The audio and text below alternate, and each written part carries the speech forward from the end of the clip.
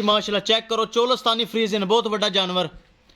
Channel तो नहीं लगाया साडा प्यारा भाई मोहम्मद आसफ जिला उकाड़ा तो उन्हें माशाल्लाह परचेज कर ली है।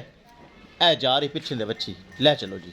अल्लाह ताला मालिक दा नसीब करे। चुआई हो गई ले चलो जी माशाल्लाह। किसी बरावीर नूं मजीद अच्छी नस्ल की गाय चाहिए हो बाएतमाद और भरोसे नाल परचेज कर सकता है। दोस्तों पाक पतन काउस चैनल ते अच्छे जानवर और मयारी जानवर मौजूद होंगे। चेक करो माशाल्लाह बहुत अच्छी गाय चोलस्तानी फ्रीज बड़े दुध ली गाय। चुआई हो गई माशाल्लाह लोडिंग हो रही है। भाई मोहम्मद आसफ जिला उकाड़ा तो अल्लाह ताला दा नसीब करे। ए जा रही है पुट्ठा चेक करो गाय का माशाल्लाह फुल वड्डी गाय है।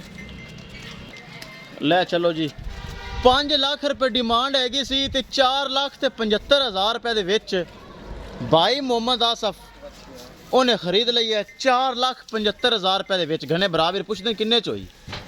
लो जी भाई मोहम्मद आसफ ने रक्षा किया ने डाला भी नहीं किया। कंजूस थोड़ा जी है मेरा भरा। 5.25 लाख रुपया भर लिया है तो कितना रक्षा है।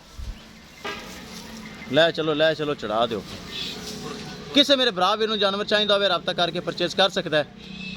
चेक कर लो माशाल्लाह अच्छे से जानवर पाक पतन काउस से मौजूद हैं। गां चेक कर लो माशाल्लाह बहुत बड़ा जानवर। रक्श चाहे तो ज्यादा की भाई मोहम्मद आसफ ने।